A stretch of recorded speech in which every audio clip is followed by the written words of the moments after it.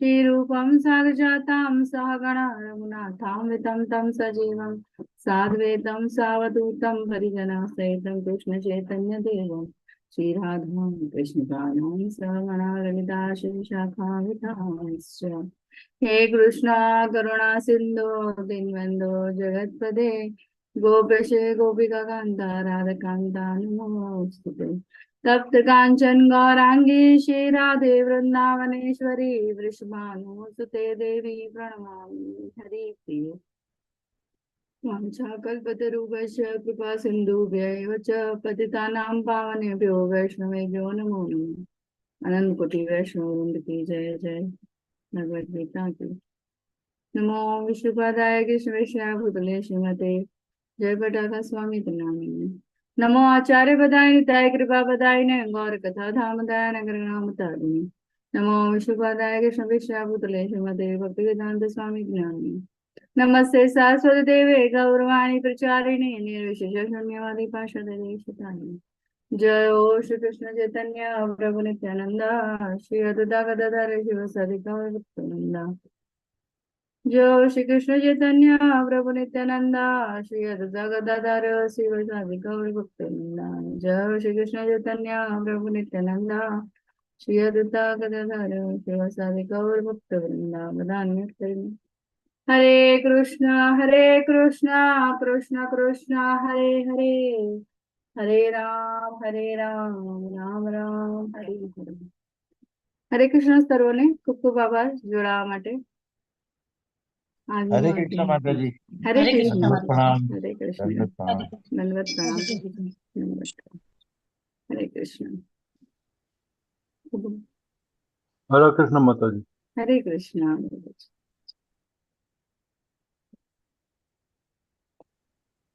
અધ્યાય 5 કર્મયોગ।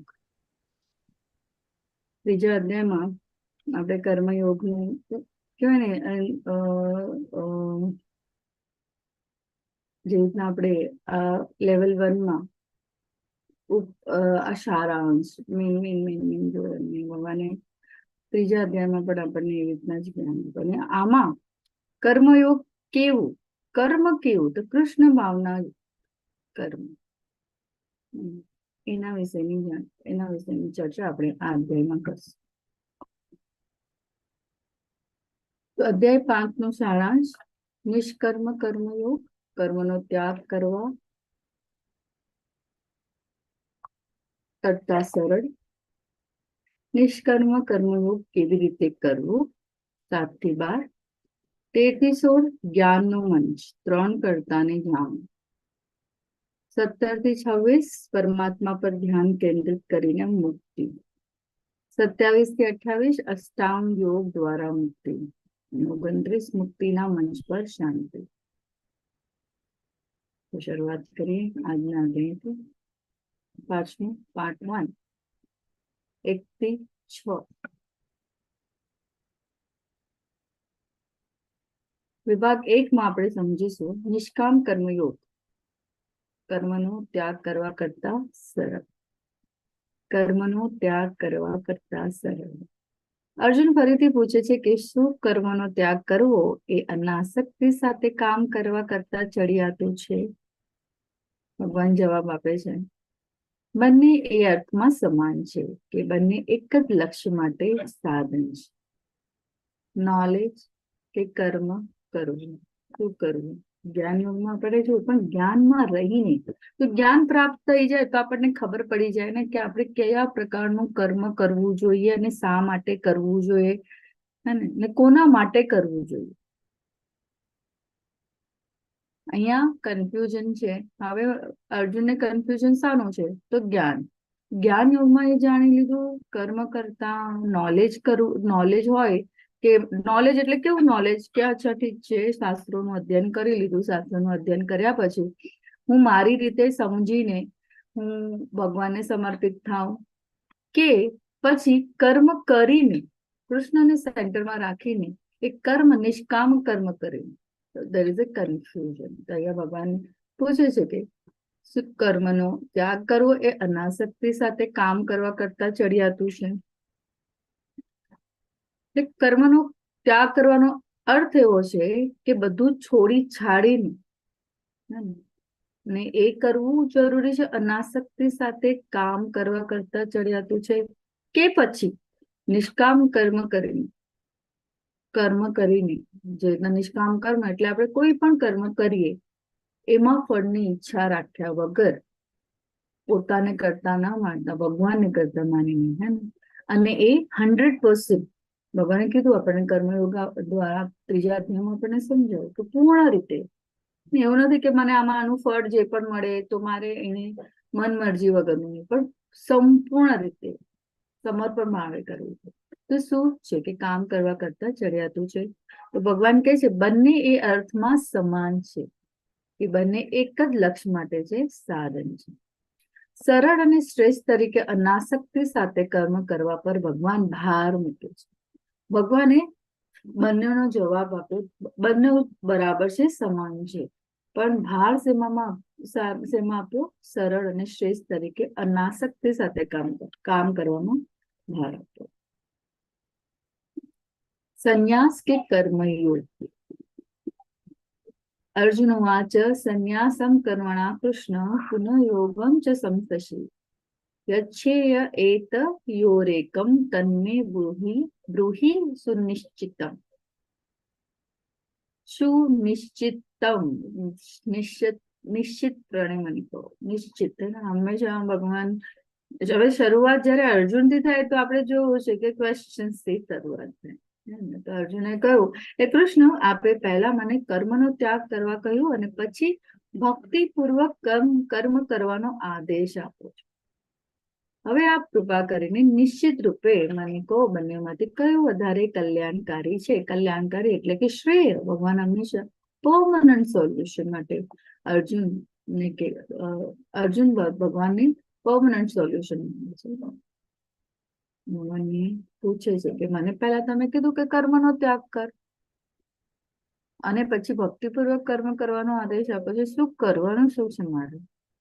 હવે આપ કૃપા કરીને નિશ્ચિત રૂપે મને કહેશો કે આ બંનેમાંથી કયો વધારે કલ્યાણકારી છે. હવે એ કન્ફ્યુઝ થઈ છે.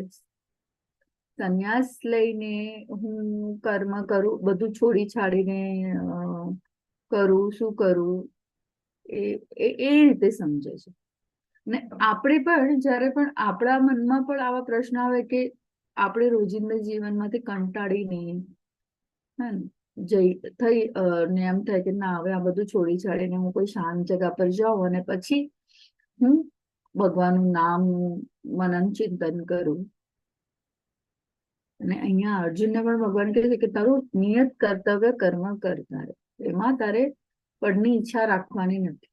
તો હવે અહીંયા કન્ફ્યુઝન ક્રિએટ થાય છે અર્જુનના મનમાં કે શું કરું? મને તમે પહેલા કીધું કર્મનો ત્યાગ કરવા કહ્યું અને પછી ભક્તિપૂર્વક કર્મ કરવાનો આદેશ આપો છો. હવે આપ કૃપા કરી નિશ્ચિત રૂપે મને કહેશો કે આ બંનેમાંથી કયું વધારે કલ્યાણકારી છે. હવે જ્ઞાન રૂપી જે કાલે ભગવાને કીધું કે જ્ઞાન દ્વારા નોલેજ શું કામ? એક minute.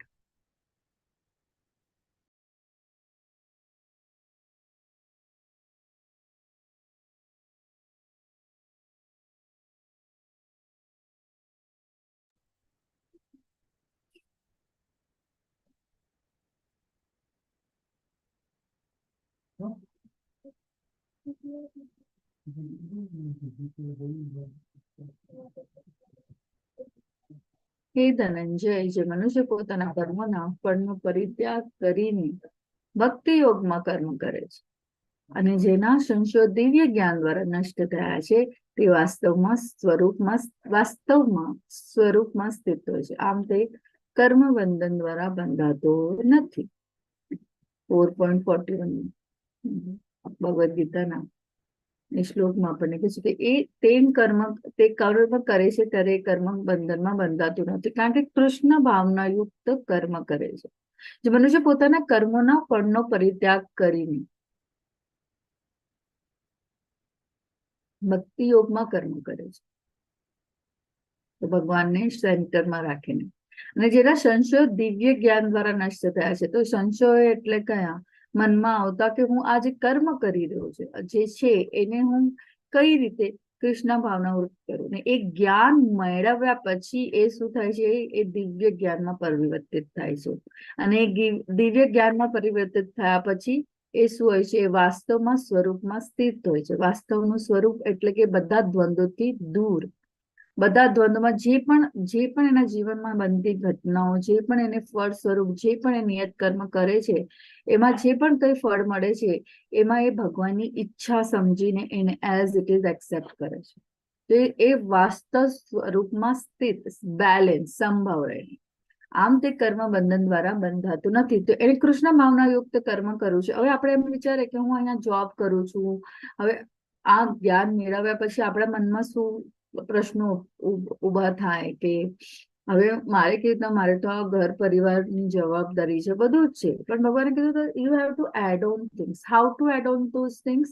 Two keep Krishna in centre. Krishna ભાવના યુક્ત કર્મ. તો અર્જુનની ગેરસમજ શું છે? શુષ્ક માનસિક અટકળો કરતા ભક્તિ સેવા વધુ સારી છે. અધ્યાય 2 માં શ્લોક 11 થી 30 શું કીધું હતું? કૃષ્ણ દ્વારા વર્ણવામાં આવેલા આત્માનું જ્ઞાન આપણે શરીર નથી, આપણે આત્મા છે. 31 થી 27 નિયત ફરજ સમજાવવામાં આવ્યું હતું. તારું નિયત સ્વધર્મ શું છે? વર્ણાશ્રમ દ્વારા હે ને, કે બ્રાહ્મણનું શું કર્તવ્ય, ક્ષત્રિયોનું શું, વૈશ્ય અને શૂદ્રનું. અને આ સમાનના માળખા છે. અને કર્મો દ્વારા, તમારા કર્મો દ્વારા, તમારા સ્વભાવ દ્વારા તમે તમારું એ નિયત કર્મ તમારે બજાવવાનું જ છે. જેમાં તમે મહારથી છો, જેવી રીતના ક્ષત્રિય તરીકે અર્જુન. 42 થી 45 પરદમ પ્રવૃત્તિઓને કારણે આત્માની ગૂંચવણ. સકામ કર્મો જ્યારે કરીએ ત્યારે આત્માને શું ગમે છે એ આપણે નથી જોતા. આપણે બસ ભૌતિક પ્લેટફોર્મ પર આગળ વધવા અને એમાં જ એ ઈચ્છાઓ, ડિઝાયરોમાં, અટકળોમાં પડીએ છીએ. ભક્તિ સેવા દ્વારા વિસંગતતાની પ્રક્રિયા સમજાવી. કેવી રીતના આપણે ભક્તિ, સમર્પણ ભાવે કૃષ્ણને સેન્ટરમાં રાખીને કર્મ કરવા જોઈએ. 3 શ્લોક 17 થી 18 સમજાયું, જ્ઞાનમાં વ્યક્તિ માટે કોઈ ફરજ નથી. જેને જ્ઞાન પ્રાપ્ત થઈ જાય તો એને શું, ભગવાને કીધું હતું કે એક કર્તવ્ય એઝ ઇટ ઇઝ ભૌતિક પ્લેટફોર્મમાં રહીને પણ શું થઈ જાય છે, એમાં એને કોઈ ફરજ કરવાની કે એના કર્મ બંધનમાંથી બંધાતો નથી. અધ્યાય 4 શ્લોક 33 સમજાયું, તમામ પ્રકારના ત્યાગના કર્મ જ્ઞાનમાં સમાપ્ત. અને અધ્યાય 4 ના છેલ્લા શ્લોકમાં કૃષ્ણ ફરીથી ઉભા થઈને શું કરવા કીધું? યુદ્ધ લડવા કીધું.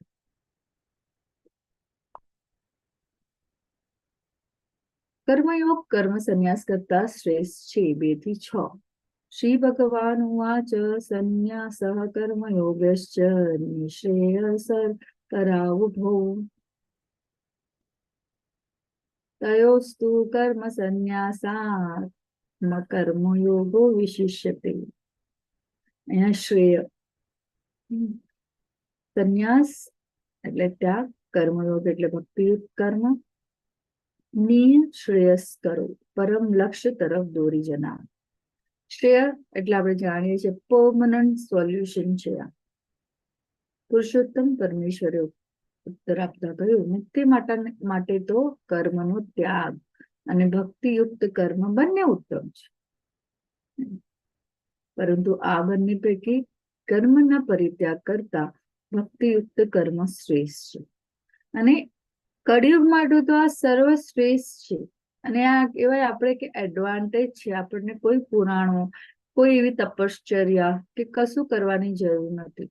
શરીરને ત્રાસ આપીને કરવાનું કોઈ જ કારણ, ભગવાન અહીંયા કહે છે કે ફક્ત 15 દિવસમાં એકવાર આવતી એકાદશી, 16 માળાનો જાપ, પ્રભુપાદે પણ કીધું ને એમના ઇન્સ્ટ્રક્શન, માર્ગદર્શન હેઠળ 16 માળાની જપ કરવાની, ભગવાનનું નામ લેવાનું, અને જે પણ આપણે કર્મ કરીએ એ ભક્તિ ભાવે કરવાનું છે. ડિવોશનલ સર્વિસ, વેરી ઇમ્પોર્ટન્ટ.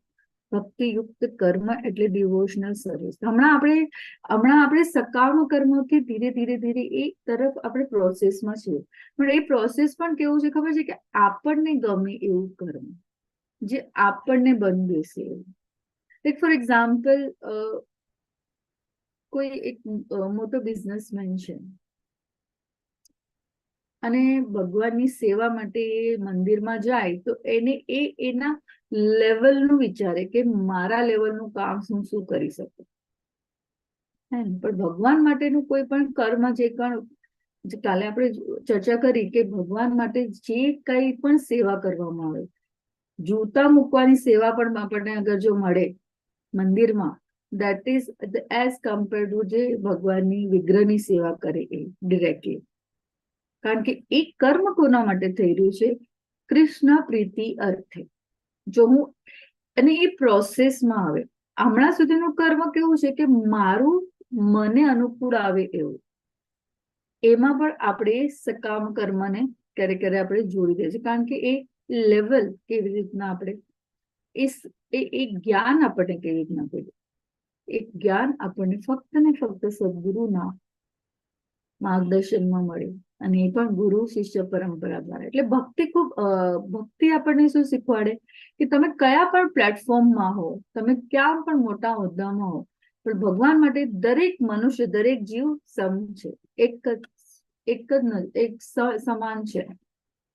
પણ આપણે હજી આ કેળવવાની, આ એક્સેપ્ટન્સ કરવાની જે એબિલિટી છે, કેપેસિટી છે, એ પ્રોસેસમાં છે. અને એ પ્રોસેસ કેવી રીતના આપણે એમાં કેવી રીતના ધીરે ધીરે આપણે આગળ વધીએ તો આ જ્ઞાન જે આપણે કાલે જોયું, એ જ્ઞાન દ્વારા ગુરુના માર્ગદર્શન હેઠળ આપણે રહીને આને સમજી શકીએ છીએ. તો ભગવાન એ કહે છે કે આ બંને પૈકી કર્મના પરિત્યાગ કરતા ભક્તિયુક્ત કર્મ શ્રેષ્ઠ છે. તો તમે કોઈ પણ કર્મ કરો, ભગવાનને લગતું ઘરનું કામ કરો, એમાં સેન્ટર ઓફ ભગવાન, પ્રસાદ બનાવો, ભોગ બનાવો, પ્રસાદ ગ્રહણ કરો, એ નિશ્ચય સાથે આપણે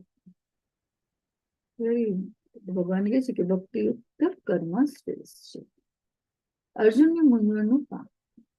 પરંતુ જે મનુષ્ય આત્મામાં જ આનંદ પામે છે તથા જેનું જીવન આત્મ સાક્ષાત્કાર યુક્ત હોય છે અને જે પોતાની અંદર જ પૂર્ણપણે સંતુષ્ટ છે, તેને માટે કશું કર્તવ્ય રહેતું નથી. ભગવાનની આ સ્પષ્ટ શબ્દોમાં આપણને 3 અધ્યાયના 17મા શ્લોકમાં સમજાવ્યું કે જે આત્મામાં જ આનંદ પામે છે, તેનું જીવન આત્મ સાક્ષાત્કાર યુક્ત હોય છે અને જે પોતાની અંદર જ પૂર્ણપણે સંતુષ્ટ છે, તેને માટે કશું કર્તવ્ય રહેતું નથી. તો શું રહે છે?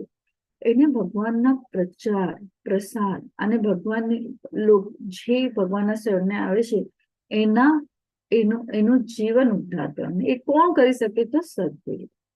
આત્મ સાક્ષાત્કાર પામેલા મનુષ્યને નિયત કર્મ કરવાની ન તો જરૂર રહે છે અને ન તો આવું કર્મ કરવાનું કોઈ કારણ હોય છે, પણ અન્ય જીવાત્મા પર નિર્ભર રહેવાની પણ તેને જરૂર હોતી નથી.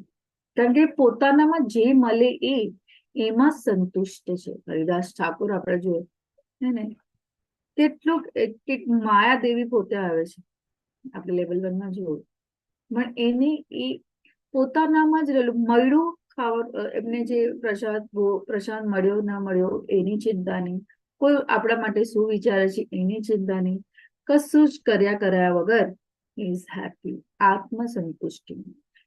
એ જીવ કોઈના ઉપર એ નિર્ભર પર રહેતા નથી, પણ એની વ્યવસ્થા કોણ કરે? ભગવાન પોતે. તો અહીંયા અર્જુનની મૂંઝવણનો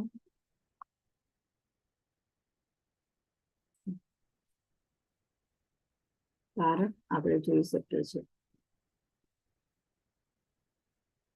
તો અધ્યાય 2માં જ્ઞાન બુદ્ધિયોગ દ્વારા કામ કરો. અર્જુન મૂંઝવણમાં હું કહ્યું પાછા જ્ઞાન અથવા ત્યાગ અથવા બુદ્ધિયોગ અથવા નિષ્કામ કર્મ. અધ્યાત્મમાં શું કરવું જોઈએ? તો જ્ઞાન દ્વારા કર્મ વિશે સાંભળ્યું. અકર્મમાં કર્મ, કર્મમાં અકર્મ. ગુણાતીત જ્ઞાન સમાપન સમજાવે છે ભગવાન અહીંયા. અને ઉઠો અને લડો. 3 પ્રકૃતિના અંડરમાં આવવાનું નથી. અને ગુણાતીત જ્ઞાન દ્વારા ઉઠો અને લડો. જે પોતાનું સ્વધર્મ છે એની, જે તમે તેમાં પારંગત છો એમાં, હે ને, જે ગમે તેવું પણ હોય ને, એમાં તમે એમાં કહેવાય ને કે 80% આપી શકો તો કરો. પણ જેમાં તમે પારંગત નથી અને એ કરવા માટે અનુસરો છો, બીજાનું જોઈને અનુસરવાની જો તમે વિચારતા હો, તો એમાં તમને લાભ થવાનો નથી, એમાં નિરાશા જ મળવાની છે. ખૂબ સરળ અને સહજ શબ્દોમાં આપણે આને રિલેટ કરીએ. કર્મયોગ કે કર્મ સંન્યાસ. જે મનુષ્ય ન તો કર્મફળનો તિરસ્કાર કરે છે અને ન કર્મફળની ઈચ્છા રાખે છે તેને નિત્ય સંન્યાસી જાણવો જોઈએ. તો આપણે વિચારીએ કે જે રીતના એક્ઝામ્પલ લીધું આપણે કે નોકરી છે તો બધું છોડી છાડીને તો કશું નથી ને ભગવાને કીધું કે આવું કરવાની જરૂર નથી. અહીંયા ભગવાન યુદ્ધ લડવા માટે પ્રોત્સાહિત કરે છે કે તમે જાઓ છો જે તમારી જે રીતે તમે તમારું જે લડત કહેવાય ને આપણે કે રીતના અર્જુનને શું કરવાનું છે તો એને નિયત કર્મ કરવાનું છે, ક્ષત્રિય તરીકેનું યુદ્ધ લડવાનું છે. જ્ઞાન શાનું આવ્યું હતું કે આત્માનું જ્ઞાન આપ્યું જેથી કરીને એ જે આસક્તિ અનુભવે છે પોતાના પરિવાર પ્રત્યે એનામાં એ અનાસક્ત પોતાનું સ્વધર્મ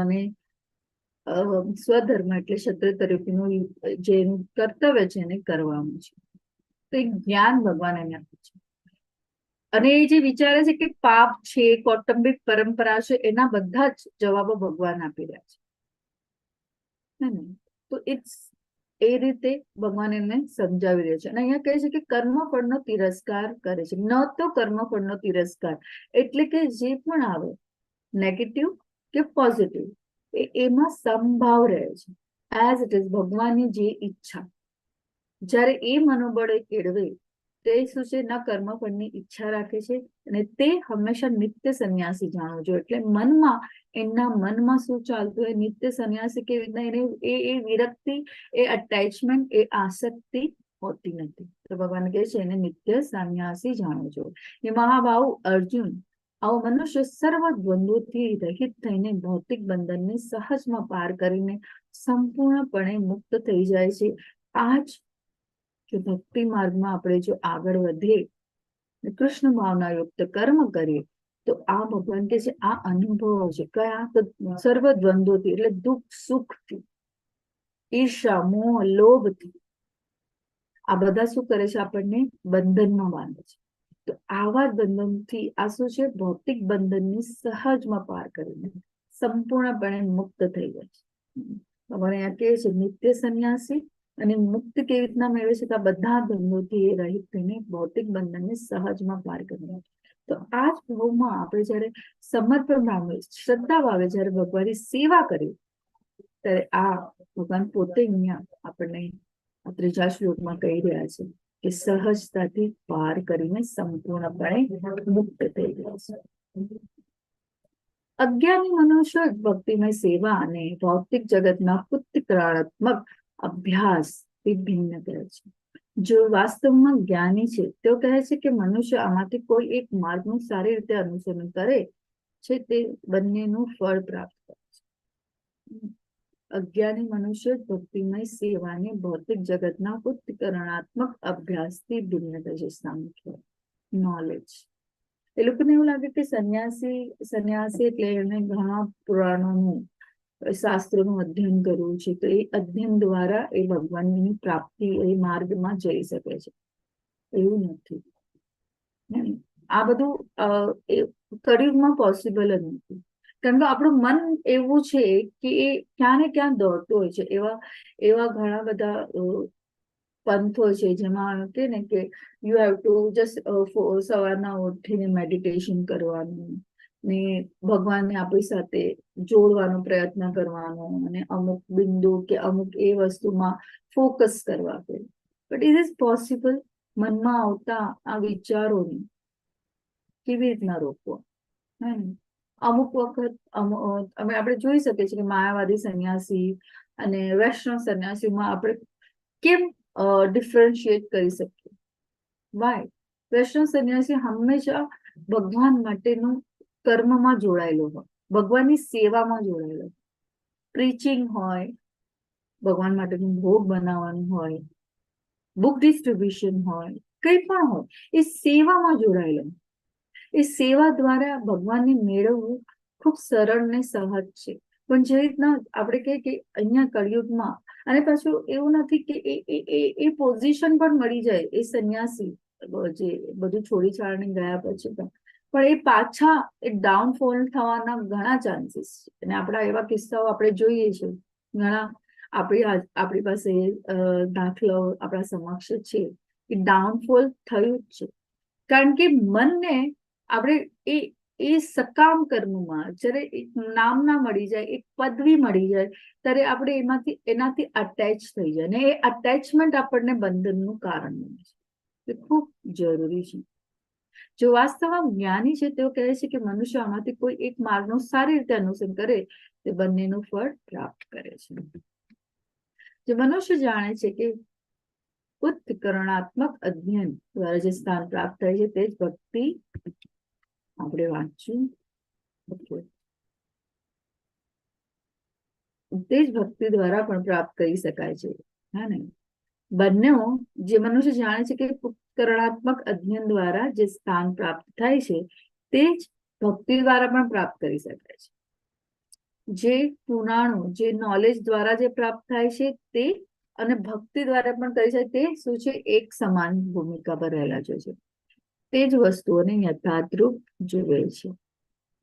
એ ભક્તિ માર્ગમાં અને સરળ અને સહજ છે, અને આપણા જેવા ગૃહસ્થ માટે તો ખૂબ સરળ અને સહજ છે ભક્તિનો, કે દરેક કર્મમાં, દરેક વિચારોમાં આપણે જયારે ભગવાનને ઇન્વોલ્વ કરી દઈએ તો સરળ અને સહજ. કારણ કે કાલે આપણે જોયું કે એટલા ઘણા આપણે એમ વિચારે કે આપણે આટલા બધા હમણાં સુધી કર્મો કર્યા, લોકોનું મન દુખાવ્યું કે શું, કઈ પણ આ બિઝનેસ કે કઈ રીતે પણ આપણે જે કર્મ કર્યા એમાં હું કેટલું આપણે એ પોતાને આપણે એ જજમેન્ટમાં આવીએ તો ભગવાન એ કહે છે ને કે એ દિવ્ય જ્ઞાનના નૌકામાં બેસે તો શું થાય? એ સહજતાથી પાર કરી જાય છે, કારણ કે એને એક જ્ઞાન થયું. અને એ જ્ઞાન શું થયું? તો ભગવાનની ભક્તિ, ડિવોશનલ સર્વિસ કેવી રીતના કરે. તેથી જે મનુષ્ય સાંખ્ય યોગ તથા ભક્તિ યોગની એક સમાન ભૂમિકા પર રહેલા જુએ છે તે જ વસ્તુઓને યથાર્થ રૂપે પણ જુએ છે. તો ત્યાગ અને માયાવાદી સંન્યાસી વચ્ચેનો ડિફરન્સ આપણે જોઈએ. ભક્તિમાં વૈષ્ણવ સંન્યાસી જે આપણે ડિફરન્સ જોઈ શકીએ છીએ અહીંયા.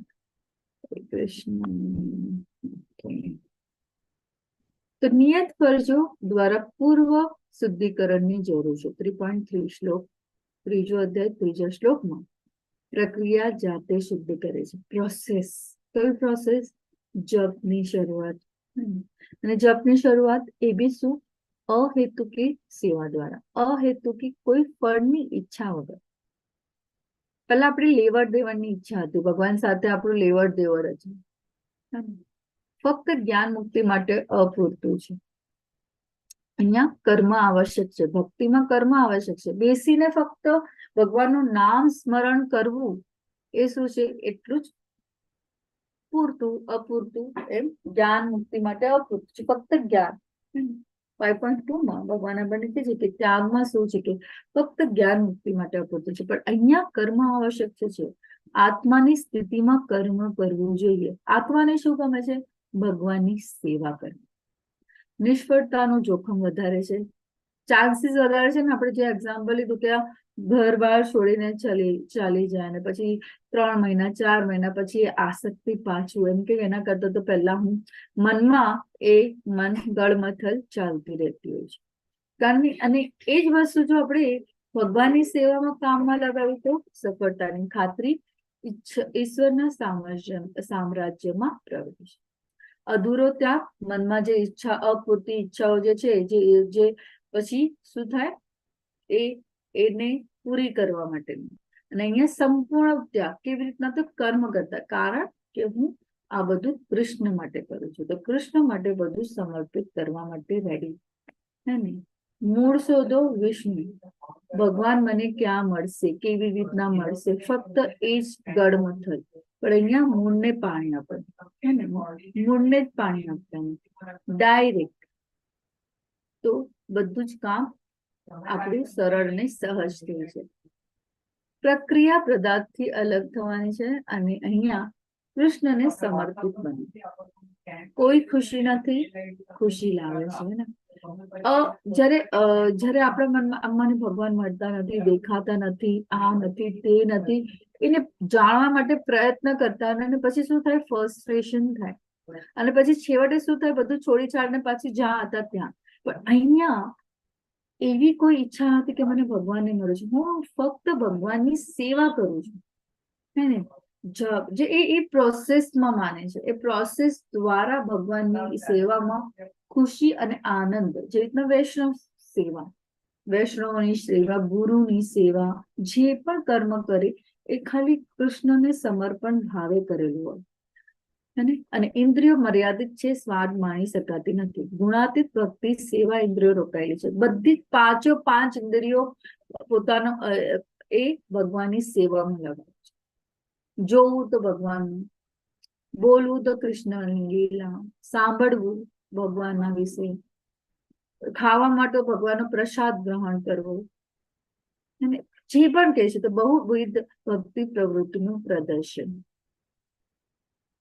ખૂબ ખૂબ ખૂબ ઇઝી છે આ, ઘણા જન્મ લે છે, કારણ કે ઇન્દ્રિયોનો ભોગ અને પરોપકારી અને સકામ કર્મ એ શું કહે છે, એ જ્ઞાન પ્રાપ્ત, દિવ્ય જ્ઞાન પ્રાપ્ત કરવા માટે એને ઘણા મથામણ કર્યું, પણ છેવટે ડાઉનફોલ થાય છે અને એ ફરીથી કર્મ બંધનમાં બંધાય છે.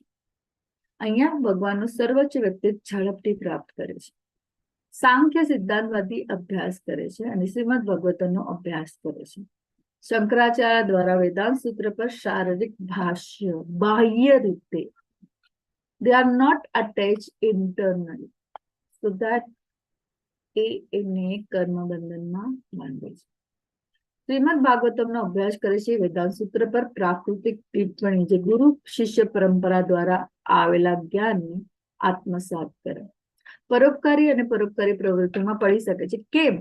તો પછી એને એમ લાગે કે એનું જે નામના, એ જે વિચારે છે, એ પોતે જે સિદ્ધિ જે પણ મેળવી છે એને હવે એ લોકોને બતાવી છે, બરાબર છે ને. એ સિદ્ધિ શાના માટે? તો સ્વ માટે. ને એ સિદ્ધિ એને પોતાના સ્વ માટે પામી કરી, રાઈટ. એમાં આપણે જોઈએ છે કે એવા લોકો હોય છે જે સિદ્ધિ પ્રાપ્ત કરવા પોતાના શરીરને કેટલો ત્રાસ આપે છે, અને એ ત્રાસ દ્વારા એ લોકો એવા તપ જાપ જે પણ કરતા હોય એ કરે છે, અને પછી છેવટે એને એ નામના મેળવ્યા પછી શું કરે છે, એ પરોપકારી વૃત્તિ. એટલે એ પરોપકારી એટલે સકામ કર્મ. એમ વિચારે કે હું લોકોનો ઉદ્ધાર કરું, આવી રીતના કરું, તેવી રીતના કરું, and that mind is attached to કોઈ નામના મેળવવું, ખ્યાતિ મેળવવા માટે. એ પરોપકારી પ્રવૃત્તિમાં પડી શકે છે. અને ભક્તિ સેવામાં વિવિધ રીતે સંલગ્ન રાત્રિકની નિયમો અનુસાર આપણે ભગવાનની સેવામાં લાગવું. જે રીતના મંગલા આરતી કરી, જોયું, મંગલા આરતીમાં પંચ રાત્રિક નિયમોનું અનુસાર આપણે ભગવાનની, જો તમે શરૂઆત કરી હોય ભગવાનની મંગલા આરતી કરવાની, તો એ વિધિ વિધાન પ્રમાણે આપણે સવારના વહેલા ઉઠીને ભગવાનનું મંગલા આરતીમાં જોતા હોય છે તમે કે એ પંચરાત્રિક વિધિ અનુસાર ભગવાનની સેવા થતી હોય છે. પછી તુલસી પૂજન, પછી શિષ્ટાષ્ટકમ, પછી એક પ્રોસેસ. અને દરેક અને એવું નથી કે ફક્ત એક જ જગ્યાએ, એવા ઘણા ઇસ્કોનના મંદિરોમાં આ બધી વિધિઓ થતી હોય. ને જે દીક્ષાર્થી છે, જે દીક્ષા લીધી છે ગુરુ પાસેથી, તો એમના ઘરમાં પણ આ જ રીતે ભગવાનની સેવા થતી હોય છે. ભોગ ધરાવો, શયન આરતી, હમણાં શયન આરતી થાય, દર્શન આરતી, સંધ્યા આરતી, જે રીતના મંગલા આરતી પછી દર્શન આરતી, દર્શન આરતી પછી શયન આરતી, પછી અહીંયા રાતના પણ ખૂબ સરસ રીતે ભગવાનની તુલસી આરતી થતી હોય છે, નરસિંહ આરતી થઈ છે, શયન આરતી થતી હોય છે. અને પછી 9 વાગે એટલે ત્યાં સુધી બધું ભગવાનની સેવામાં લાગેલા બધા કીર્તન દ્વારા, એ રીતે. તો ભક્તિ સેવામાં વિવિધ રીતે સંલગ્ન પંચ રાત્રિક નિયમો અનુસાર કરવામાં. તો આપણે અહીંયા ડિફરન્શિએશન જોયું, અને આપણે એ ડિફરન્શિએશન શા માટે જોઈ રહ્યા છે? કારણ કે સરળ અને સહજ છે એ વસ્તુ ભગવાન આપણને સમજાવી રહ્યા છે કે ભક્તિ માર્ગ એક સરળ સહજ છે. અને એ કલયુગમાં પણ શું છે ને, પ્રિસ્ક્રાઇબ, જેટલા ડોક્ટર દવા પ્રિસ્ક્રિપ્શન લખીને આપે કે આ જ તમારા માટે સારી છે, આ જ દવા તમને સૂટ કરે છે. તો કળિયુગમાં પણ આપણા જેવા લોકો માટે એ સુટેબલ છે. શું? ભક્તિમય સેવા. ભગવત ભક્તિમાં જોડાયા વિના કેવળ સમગ્ર કર્મોનો પરિત્યાગ કરવા માત્રથી કોઈ મનુષ્ય સુખી થઈ શકતો નથી, પરંતુ ભક્તિમય સેવામાં પરોવાયેલો વિચારશીલ મનુષ્ય પરમેશ્વરને તરત જ પ્રાપ્ત કરે છે. તો ડિફરન્શિએટ ભગવાન જ કહી રહ્યા છે આપણને કે ભગવત ભક્તિમાં જોડાયા વિના કેવળ સમગ્ર કર્મનો પરિત્યાગ કરવા માત્રથી કોઈ મનુષ્ય સુખી થઈ શકતો નથી. ઘર છોડી છાડીને જાઓ અને બસ પોતાના કર્તવ્યથી વિમુખ થવાનું, હે ને? ભગવાન એ વસ્તુ તો નથી જ કહી રહ્યા આપણને. આપણને કહે છે તમે જ્યાં છો ત્યાં રહીને તમે સેવા કરો, ડિવોશનલ સર્વિસ. તે શું છે? પરમેશ્વરને તરત જ પ્રાપ્ત કરે છે. એ મનુષ્ય ક્યારે પણ સુખી, કારણ કે એ ભૌતિક ઈચ્છાઓનું જે દમન કરવાનું છે એને કેવી રીતના કરી શકે? પોસિબલ જ નથી. વિભાગ 2 શરૂઆત થાય છે 7 થી 12. નિષ્કામ કર્મયોગીની ઓળખાણ. તમે કોણ છો? નિષ્કામ કર્મયોગીની ઓળખાણ શું છે? તો હું ભગવાનનો સેવક છું, દાસ. અને દાસ કોના? તો દાસાનો દાસ પણ ભગવાન કહે છે કે દાસાનો દાસ. ભગવાને શું ગમે? પોતાના દાસ એટલે ગુરુ ની સેવા જો આપણે કરીએ તો ભગવાન ખુશ થાય. તમે શું કામ કરો છો? તો ભગવાને ફાળવેલ કામ, એટલે ભગવાને જે આપણને ફરજ આપી છે, જે નિત્ય કર્મ કરવા કીધું છે, એ કર્મ કરો. તમે કામ કેવી રીતના કરો છો? તો કે હું મારી શ્રેષ્ઠ ક્ષમતા પ્રત્યે નિષ્ઠા સમર્પણ સાથે સખત મહેનત કરું છું.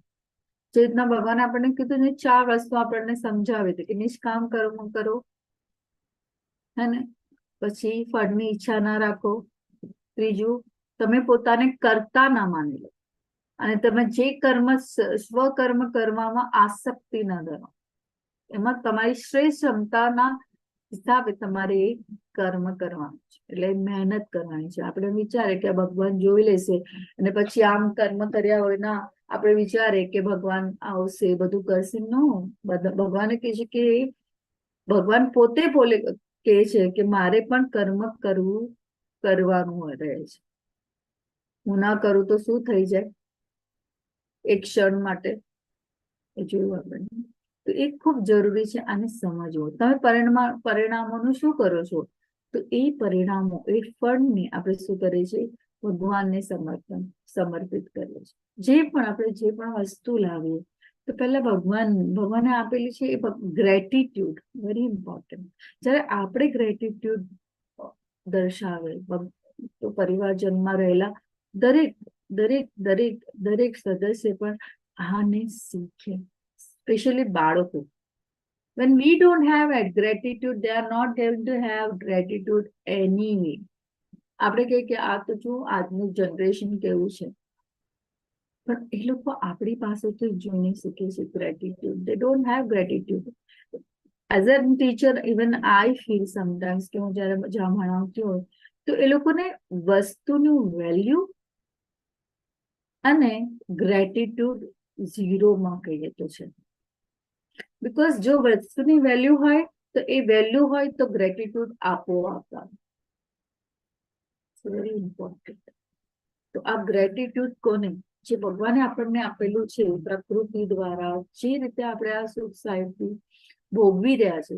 પહેલું તો આપણું જ કઈ નથી, તો આપણે જે અહીંયા આપણે આ જે પણ વસ્તુ અહીંયા જે છે ભગવાને આપેલી છે, તો એમાં સ્વનું કોઈ ગુંજાઈશ નથી ને. એને સમજવાનું, મારું સમજવાનું તો કોઈ ગુંજાઈશ જ નથી, હે ને?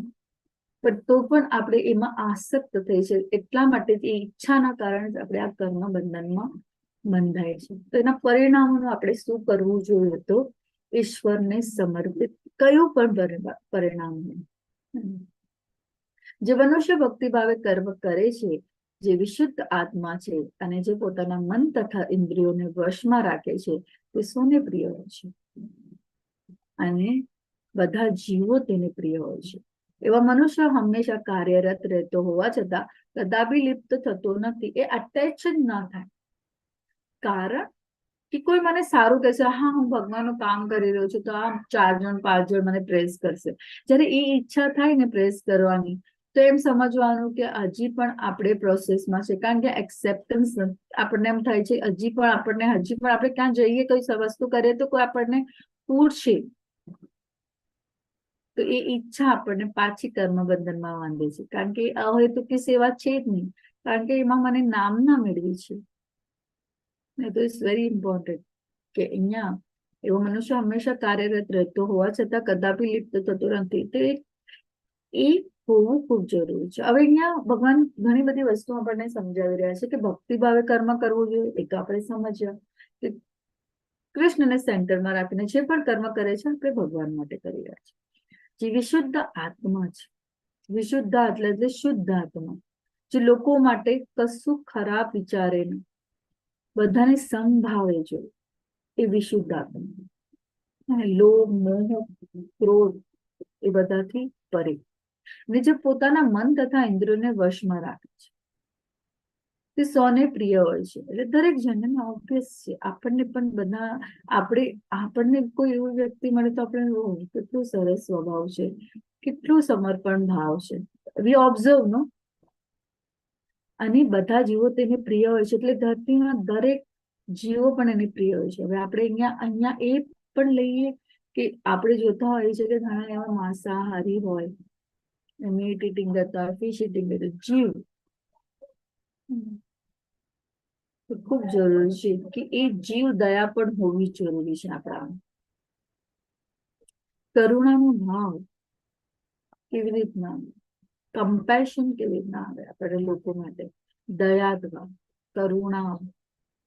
જો આપણે બધી જ રીતે સતોગુણી હોય તો સાથે સાથે આ જીવ દયા પણ આપણામાં હોય. તો ભગવાન કહે છે કે બધા જીવો તેને પ્રિય હોય છે. એ બધાને એક જ સમાન કેવી રીતના જોઈ છે, આ બધામાં કોણ છે? આત્મા. તો એ હંમેશા શું હોય છે? ક્યારે પણ લિપ્ત થતો નથી.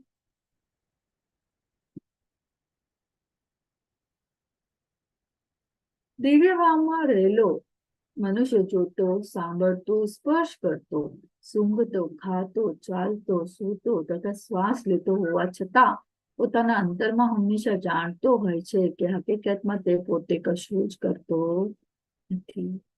બોલતા, ત્યાગ કરતા, ગ્રહણ કરતા, આંખો ખોલતા તથા મીચતા પણ તે સદા જાણતો હોય છે કે માત્ર ભૌતિક ઇન્દ્રિયો જ પોતપોતાના વિષયોમાં પરોવાયેલી રહે છે અને પોતે આ સર્વથી અલિપ્ત છે. 5 senses are always in one thing, that is Krishna Bhakti. તો એ ખૂબ સરળ ને સહજ.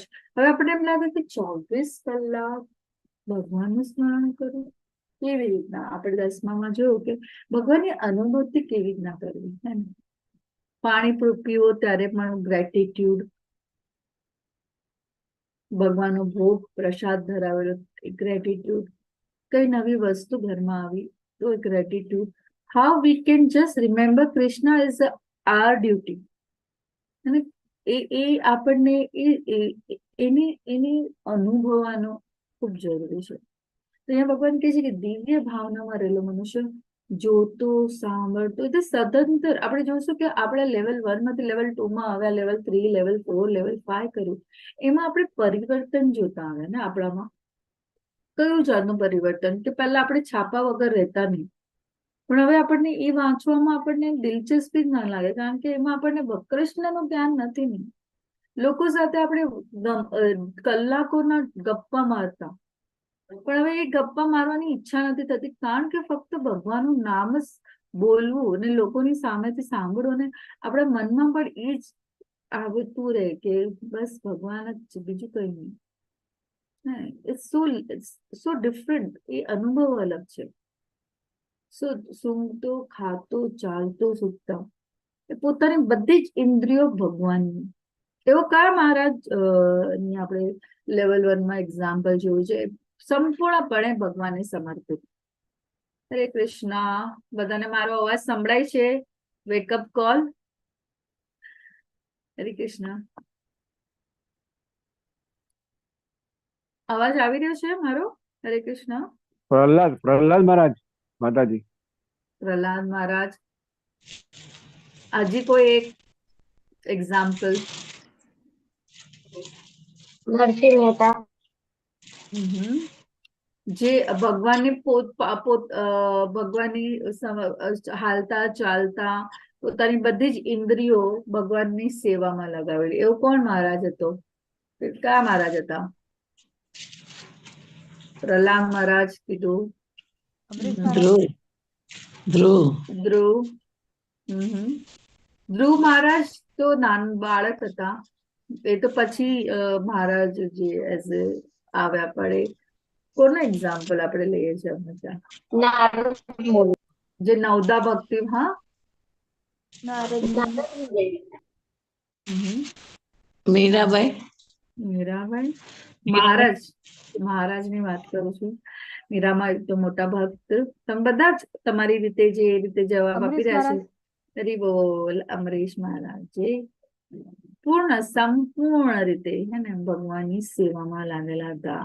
Example, best example. જે મનુષ્ય કર્મ ફળ પરમેશ્વરને સમર્પિત કરીને આસક્તિ રહિત થઈને પોતાનું કર્તવ્ય કર્મ કરે છે, તે જેમ કમળપત્ર પર જળથી. નરસિંહ મહેતા. નરસિંહ મહેતા તો મહારાજ પોતાના ભક્ત હતા. હરે કૃષ્ણ. એ પણ પૂર્ણપણે ભગવાનના ઉપર સમર્પિત ભાવે હતા. હા, પણ આપણે લેવલ 1 માં જે એક્ઝામ્પલ હતું, એટલે I just want to you to recollect. કોઈનું માઇક ચાલુ છે? હરે કૃષ્ણ. સકુબાઈ માતાજી. મેં સકુબાઈ કોણ? મેં સાંભળ્યું નથી ત્યારે. સકુબાઈ દ્વારકાધીશ ને ગયા હતા ત્યારે એ ધર્મમાં હતા, ટાઈમ પીરિયડમાં હતા, હાર લઈને ગયા હતા, પણ માતા ભગવાને મોઢું ખુલ્યું કે કાંઈ મને, હું એમાં માનતો નથી, તો ફિઝિકલ કહેવાય, હાર પહેરાવી દો એમ.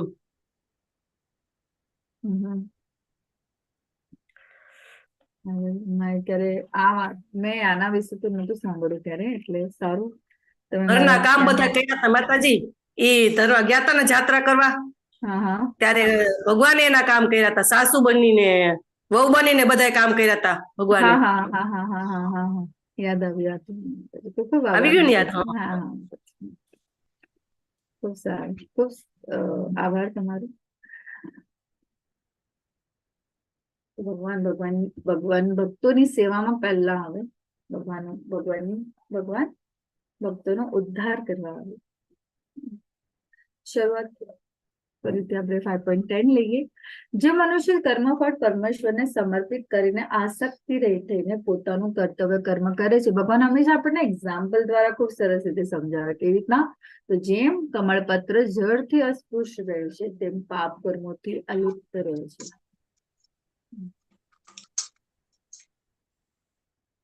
યોગીજનો અનાસક્ત થઈને શરીર, મન, બુદ્ધિ અને ઇન્દ્રિયો દ્વારા પણ કેવળ આત્મશુદ્ધિના હેતુ માટે કર્મ કરે છે. તો જે પણ કર્મ કરે છે અનાસક્ત થઈને શરીર, મન, બુદ્ધિ અને ઇન્દ્રિયો દ્વારા પણ કેવળ આત્મશુદ્ધિના હેતુ માટે કરે છે. તો શરીરને પણ શરીર કોના માટે? તો ભગવાનની સેવા માટે. મન હંમેશા ભગવાનની સેવા માટે તત્પર. બુદ્ધિ પણ એ જ રીતે વર્તન, બુદ્ધિ પણ એ જ વિચારતી હોય છે કે હું કેવી રીતના ભગવાનની સેવા કરું. ઇન્દ્રિયો તો પાંચો ઇન્દ્રિયોને ભગવાનની સેવામાં લાવવાનું. તો કેવળ આત્મશુદ્ધિ. એટલે આત્મશુદ્ધિ કેવી રીતના થાય? તો આ બધી જ ઇન્દ્રિયો, શરીર કે ને તન, મન, બધું જ ભગવાન પર, એના ઉપર એ કેવી રીતના એ પ્રોસેસમાં. તો આપણે પણ એ જ રીતે ભગવાનની સેવામાં લાગી શકીએ છીએ. આત્મશુદ્ધિ આપણી ત્યારે જ થાય જ્યારે આપણે કૃષ્ણ ભાવનાયુક્ત કર્મ કરીએ. કૃષ્ણ ભાવનાયુક્ત કર્મ એટલે કે જરૂરી નથી કે આપણે મંદિરમાં જઈને સેવા કરવાની. એ જરૂરી છે સેવા કરવાની, એટલે જ્યારે જે મળે ત્યારે. પણ આપણે જે સમય જે છે જ્યાં છે ત્યાં રીતે પણ આપણે આપણા ઘરમાં પણ એ સેવા કરી શકીએ છીએ. કૃષ્ણ ભાવના અને લોકોને પણ પ્રેરિત કરી શકીએ છીએ. હવે ડિવોશનલ સર્વિસની વાત થાય તો જ્યારે આપણે મંદિરમાં જઈએ તો આપણે આપણાનું વિચારે કે મને ફૂલની સેવા મળવી જોઈએ, મને આ સેવા મળવી જોઈએ. તો એમાં પણ આપણે છે ને અનુરક્ત થઈ જઈએ કે ના, મને આપણી ઈચ્છા પ્રમાણે થવું જોઈએ. તો નહીં, જ્યાં પણ જેવી સેવા મળે એવી સેવા આપણે કરવું જોઈએ. અને આ યોગીજનો એટલે હવે યોગીજનો ભગવાન કહે છે તો આગળના અધ્યાયમાં અર્જુન પાછા પ્રશ્ન પણ પૂછે છે, પાછા પ્રશ્નથી જવાબ આવે. પણ ભગવાન કહે છે કે યોગીજનો અનાસક્ત થઈને જે ભગવાનને સમર્પિત થઈને પૂર્ણ રીતે ભગવાનની માટે જ કર્મ કરે છે. અને શાના માટે કર્મ કરે છે? તો આત્મ શુદ્ધિ માટે. તો ભક્તિમાં સ્થિર થયેલો મનુષ્ય પરમ શાંતિ પામે છે, કારણ કે તે પોતાના સર્વ કર્મના ફળ મને અર્પિત કરે છે. પરંતુ જે મનુષ્ય ભગવાન સાથે સંલગ્ન હોતો નથી તથા જે પોતાના શ્રમના ફળનો લોભી છે તે બદ્ધ થઈ જાય છે. ને જેને ફક્ત 24 કલાક વિચાર ગમે તેવું ખાવું, હા, એ ભગવાન કહે છે okay fine, you are happy with that condition. તો બીજું જન્મ તને જે નેક્સ્ટ જન્મ જે આપણે લેવલ 1 માં જોયું ને કે આપણે પોતાના કર્મો પ્રમાણે આપણું બીજું જન્મ નક્કી કરીએ છીએ. તો જેને જે રીતે જેને કોઈને એવું હોય તો કે મને ઉડવાનું ગમે છે, તો ઓકે તને ઉડવાનું, તને એમાં મજા આવે છે, તને મારી પાસે આવવું નથી, ઓકે ફાઇન, તો you will be the next જન્મ તારો એ રીતે.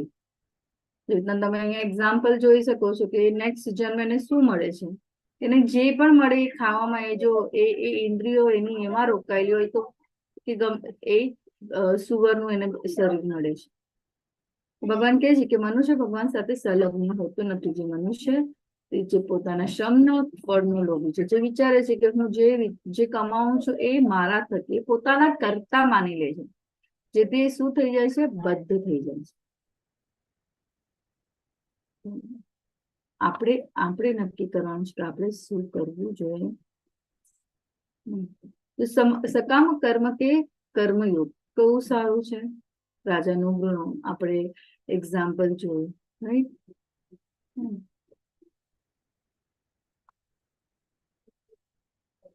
કિરણ માતાજી તમારો હેન્ડ રેસ છે. હરે કૃષ્ણ. પહેલા કર્યો તો અમરેશ રાજાની વાત આવી ને ત્યારે. હા, હરે કૃષ્ણ. તો હવે તમે અહીંયા એક્ઝામ્પલ જોઈ શકો છો ને કે સકામ કર્મ ક્યાં આપણને કયા બંધનમાં માંગે છે. આપણે જે પણ કર્મ કરે એ આપણને શું કરે છે? એનું ફળ આપણને ભોગવવું પડે છે. જે રીતના અહીંયા આપણે 24 કલાક જે કામ કરતા પણ કૃષ્ણ ભાવના યુક્ત કર્મ કરીને અને અહીંયા પોતાના સ્વ માટે જો ફક્ત એ વિચારે કે મારું પોતાનું જીવન જ મને ઉદ્ધાર કરવું છે, તો એને પણ એ સિદ્ધિ મેળવવા માટે જે કર્મ કરે છે એ, હે ને? તો આપણે એમ વિચારે અહીંયા જો ઘણા બધા ક્વેશ્ચન્સ આપેલા છે કે સકામ કર્મ કે કર્મયોગ કયું સારું છે? કર્મ સંન્યાસ કે કર્મયોગ કયું સારું છે? શું માનવ સેવા અને માધવ સેવા સમાન છે? કયો યજ્ઞ શ્રેષ્ઠ છે? દાન કે નિષ્કામ કર્મ? નિષ્કામ કર્મ ઉપરાંત ભક્તિ કરવી જરૂરી છે? અચ્છા, ચલો આપણે આ ક્વેશ્ચન આન્સર લઈએ. સકામ કર્મ કે કર્મયોગ કયું સારું છે? હરે કૃષ્ણ. કર્મયોગ સારો છે. કર્મયોગ. કર્મ સંન્યાસ કે કર્મયોગ કયું સારું છે? કર્મયોગ સારો છે. કર્મયોગ ચાલશે. શું માનવ સેવા અને માધવ સેવા સમાન છે? ના. જવાબ મને આપશો? હરે કૃષ્ણ. ના માતાજી. અચ્છા, માધવ સેવા અને એ સમાન નથી. કઈ રીતે, શા માટે સમાન નથી? માનવ સેવા એ માધવ સેવા ના કહેવાય?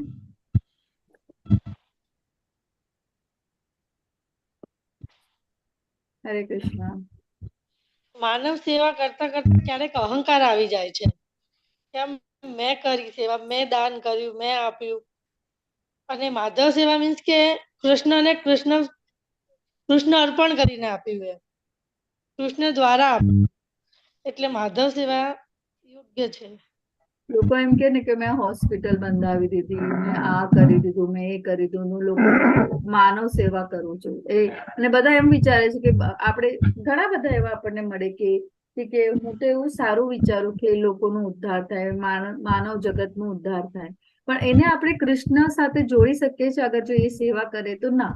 જ્યારે તમે એ ભાવ સાથે કૃષ્ણ સાથે એને જોડી દો, કૃષ્ણ માટે એને એના જીવનનું એનું લક્ષ્ય આપણે જો સમજાવી દઈએ કે આપણે આપણું મનુષ્ય દેહનું લક્ષ્ય શું છે, આપણને જે મનુષ્ય જીવ મળ્યો છે એનું લક્ષ્ય શું છે. અગર એને આપણે એ સમજાવી દે તો એ સુધી માધવ સેવા થઈ. તો માનવ સેવા તો એ આપણને પરોપકારી, જેવી રીતના આપણે જેમ તમે કીધું તેમ સકામ કર્મમાં આપણને અહંકાર આવે, એમાં બાંધી દે છે, એ કર્મ બંધનમાં બાંધી દે છે. કયો યજ્ઞ શ્રેષ્ઠ છે, દાન કે નિષ્કામ કર્મ? કોઈનું માઇક નિષ્કામ કર્મ માતાજી. નિષ્કામ કર્મ ઉપરાંત ભક્તિ કરવી જરૂરી છે. હા માતાજી. ખૂબ સરસ, ખૂબ ખૂબ આભાર. એટલે આપણે જાણી શકીએ કે આપણે બધા અટેન્ટિવલી સાંભળી રહ્યા છે અને સમજી રહ્યા છે. તો અહીંયા તમે જોઈ શકો છો, અહીંયા શીલા પ્રભુપાદનું ખૂબ સરસ એક દ્રષ્ટાંત મને આપણને ઈચ્છા રહે છે કે એ લેવલ 1 માં પણ આપણે જોયું હતું કે મેજિક બોલ, આ હિપ્પીઓને હેપી બનાવવાનું કારણ પણ મેઇન વસ્તુ છે પ્રસાદ. આપણે ક્યારે પણ મંદિરમાં જઈએ તો આપણે ભગવાનના દર્શન કરીને પણ જે પછી આપણે જે થોડો ઘણો પ્રસાદ મળે ને એમાં આપણને કેટલી તૃપ્તિ નો અનુભવ થાય ને પ્રસાદ. અને એ જ રીતે શીલા પ્રભુપાદે બધા હિપ્પીઓને હેપી બનાવે. લોકો સ્પેશિયલી રાહ જોઈને કે ભગવાનના વિશે સાંભળીને ભગવાનને જયારે એ શરૂઆત, એ પ્રોસેસ એમની ત્યાંથી શરૂ થાય, પ્રસાદ આપવાથી, પ્રસાદ લેવાથી જ એમના, અને એ મહાશુદ્ધ ભક્તના દ્વારા મળેલો એ પ્રસાદ. તમે વિચાર કરો કે એમના જીવનમાં કેવું પરિવર્તન આવ્યું, કેવી રીતના એ લોકો પોતાનું જીવન જીવતા હતા અને પછી પૂર્ણ રીતે, સંપૂર્ણ રીતે સમર્પિત થઈ ગયા. અને ભગવાન માટેલું તમે જુઓ કે જે પણ કર્મ કરો એ શું થાય છે, એ અહીંયા તમે જોઈ શકો છો કે શું છે, એ આપણને નિષ્કામ કર્મ માટે, આપણા આત્મશુદ્ધિ માટે છે. જ્ઞાનનો મંચ 3 કર્તાને જાણો. જીવ કર્તા નંબર 1, ભૌતિક પ્રકૃતિના માધ્યમો કર્તા નંબર 2 અને પરમાત્મા કર્તા નંબર 3. અને જ્ઞાનના મંચ 3 કર્તાને જાણવા પૂરજો છે. જીવ કર્મ કર્યા વગર કોઈ પણ રહી શકતું નથી. શ્વાસોશ્વાસની ક્રિયા પણ એક કર્મ છે. ભૌતિક પ્રકૃતિના માધ્યમો કયા ભાવે તમે એ કર્મ કરો છો, અને પરમાત્મા જે 84 લાખ જન્મમાં આપણા એક કર્મનો શું કહેવાય છે, એ કર્મના શું છે, સાક્ષી છે. So now this is 3 કર્તાને આપણે અહીંયા જાણવા જરૂરી છે. તો જ્યારે દેહધારી જીવાત્મા પોતાની પ્રકૃતિને વશમાં કરી લે છે અને મનથી બધા કર્મનો પરિત્યાગ કરે છે, ત્યારે તે 9 દ્વારવાળા નગર ભૌતિક શરીરમાં કશું કર્યા કે કર્યા વગર સુખપૂર્વક રહે છે. ભગવાન કહે છે અહીંયા જ આપણે એ રીતે રહી શકીએ. કેવી રીતના? તો એ પોતાની પ્રકૃતિને વશમાં કરી લે છે. કઈ? તો સતોગુણ, રજોગુણ, તમોગુણમાં આપણે જે રહી ગઈ એ પ્રકૃતિ ફક્ત ને ફક્ત ભગવાનના સ્મરણમાં લાગેલું હોય, ભગવાનના કર્મમાં, વિચારોમાં લાગેલું. તો એવું આપણને લાગે કે 24 કલાક મારે ભગવાનનું ધ્યાન ધરવાનું ના. જે પણ આપણે કર્મ કરતા હોય એમાં ફક્ત કૃષ્ણને સેન્ટરમાં રાખવું. જ્યારે આપણે જોબ કરતા હોય ત્યારની કામ કર્મ ભગવાન કહે છે એ રીતે, હે ને, હું આ કામ કોના માટે કરી રહ્યો છું? કૃષ્ણ માટે. કેટલું ઈઝી થઈ જાય ને, સરળ અને સહજ. હું જમવાનું કોના માટે બનાવ્યું છે? ઘરવાળા, પરિવારજનો, રોજ એ લોકો માટે મારે વિચારવાનું. પણ જયારે આપણે વિચારીએ કે આજે હું કૃષ્ણ માટે શું બનાવું, આજે હું ભગવાનને શું ભોગ ધરાવું, અને એ ભોગ ધરાવવા માટે જે આપણે તૈયારી કરીએ કે આજે આ બનાવવાનું છે, તો આપણે બજારે જઈએ, બજારમાંથી કઈશું લઈ આવીએ, તો એ કર્મ શું થઈ ગયું? કૃષ્ણ ભાવને વ્યક્ત કર્યું. કેટલું સરળ સહજ થઈ જાય ને. આજે હું કોઈ મારા માટે લઈ આવું તો હું વિચારું કે ના, હું ભગવાન માટે પણ વિચારું કે ના, હું ભગવાન માટે પણ, મેં જો મારા માટે લીધું તો એમના માટે પણ લો. ફ્રૂટ્સ લઈએ, કઈ પણ ફૂલ લઈએ, ફૂલનો હાર બનાવીએ.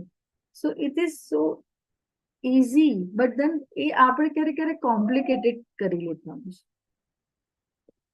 જેવી રીતના દૂધમાં સાકર વળે ને એવી ભક્તિ પણ આપણા જીવનમાં એક ભાગ બની જાય, પણ એ પ્રોસેસમાં આવે.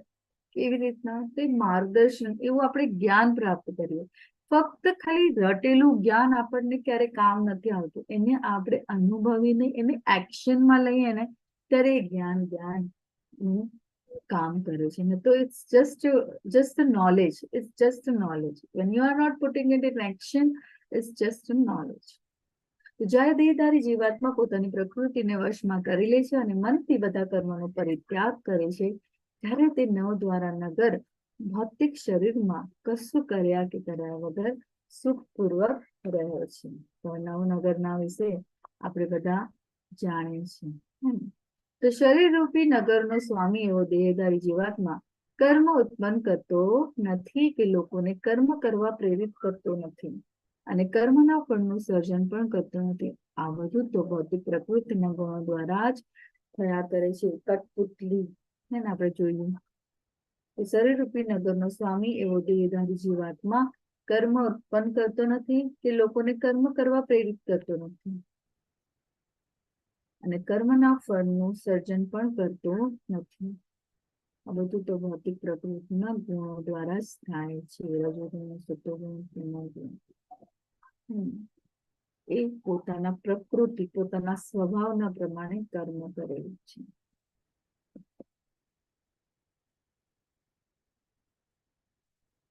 પરમેશ્વર કોઈના પાપ કે પુણ્ય ગ્રહણ કરતા નથી, પરંતુ દેહધારી જેવો અજ્ઞાનના કારણે મોહગ્રસ્ત થાય છે, જે તેમના વાસ્તવિક જ્ઞાનને ઢાંકી દે છે. કેટલા જન્મોના આપણે જે સ્વભાવ, જે ઈચ્છાઓ, ડિઝાયર છે, જે આપણે ભેગી કરતા આપણે આ જન્મમાં આવે. બરાબર છે? કારણ કે કર્મ બંધનમાં બાંધી દીધું અને કર્મ બંધનમાં બાંધ્યા પછી આપણે શું કરે છે? એ જ પાછું રિપીટેશન પણ કરે છે. બરાબર છે? એ જ ઈચ્છાઓ, એ જ ડિઝાયર્સ. શાના કારણે? તો ભૌતિક પ્રકૃતિના એના કારણે. ભૌતિક પ્રકૃતિ જે છે, રજોગુણ, તમોગુણ, જે આપણે કેળવ્યું. આપણે જાણ્યું છે કે ભરત મહારાજ પણ છેલ્લે બધું છોડી છાડીને આવ્યા અને પછી છેલ્લે કોના નામનું સ્મરણ કરતા હતા કે આ હરણનું શું થશે, મારા ગયા પછી એનું કોણ ધ્યાન રાખશે? અને એ જ વિચારોમાં એ આસક્તિમાં એ દેહ છોડે છે અને એ દેહ બીજો જન્મ શું મળે છે? મૃગમાં મળે છે. Right? So this is what અજ્ઞાનના કારણે મોહગ્રસ્ત થાય છે. ને જે તેના વાસ્તવિક જ્ઞાન એટલે કયું જ્ઞાન? ભગવાન સાથેનું એનું જોડાણ. એને એ શું થાય છે? એ ભૂલી જાય છે. ભગવાને આ આપણી એ જે ઈચ્છા હતી ને, જે આપણને અહીંયા લઈ આવી, અહીંયા લઈ આવીને પણ ભગવાને આપણે બધું જ આપ્યું. પ્રકૃતિ, ઓકે ઠીક છે, તું મને આ રીતે તારા જીવનનું જે ધ્યેય છે પાછો અભાવ બોલાવે છે ભગવાન, પણ આપણે એને સમજી શકતા નથી. કારણ કે આપણને ભગવાનની આ 6 ઓપ્લેશનની ઈર્ષા જે છે, એ જ આપણને એ ડિઝાયર્સ છે, જે મને ફૂલફિલ, મારી ઇન્દ્રિયોને ફૂલફિલ કરવી છે, એ જ મને ડિઝાયર કર્મ બંધનમાં નાખે છે. એ વાસ્તવિક જ્ઞાન શું છે? ભગવાન સાથેનું આપણું જોડાણ, ભગવાનની સેવા. પણ ભગવાનની જે 6 ઓપ્લેન્સ જોઈને આપણે ચકચકિત થઈને આપણને આમ ભાવ આવે કે મને પણ આવવું જોઈએ છે, અને જે એ ઈચ્છા આપણે વ્યક્ત કરી તો આપણે કર્મ બંધનમાં બંધ. તો આ વાસ્તવિક જ્ઞાન ભગવાન કહે છે એ ઢાંકી દે છે. 3 કર્તાઓનું જ્ઞાન શું છે? 13-16માં કે 9 કર્તા, એક સ્વ અને જીવ. 9 દ્વાર વાળા શરીરના 9 છિદ્રો શરીરમાં સ્થિત છે. કર્મ ન કરવું અથવા કર્મ કરવું પ્રવૃત્તિઓ બનાવતી નથી, બીજાઓને કર્મ કરવા માટે પ્રેરિત કરતું નથી, કર્મના ફળોનું સર્જન કરતું નથી. સુખ કે તકલીફ જ્યારે તેને શરીર તરીકે ઓળખે ત્યારે થાય છે. જ્યારે કોઈ કર્મનો ત્યાગ કરે છે ત્યારે તે ખુશીથી જીવી શકે છે. ફળનો ત્યાગ કરે છે. જીવ જ્યારે ખુશ ક્યારે રહી શકે? તો એ કર્મના ફળનો, જ્યારે પોતાને કરતા નથી માનતો ને ત્યારે એના માટે સરળ અને સહજ એક્સેપ્ટન્સ થઈ જાય. પણ જયારે હું પણ આવી જાય, અહમ આવી જાય કોઈ વસ્તુમાં, હે ને, કોઈ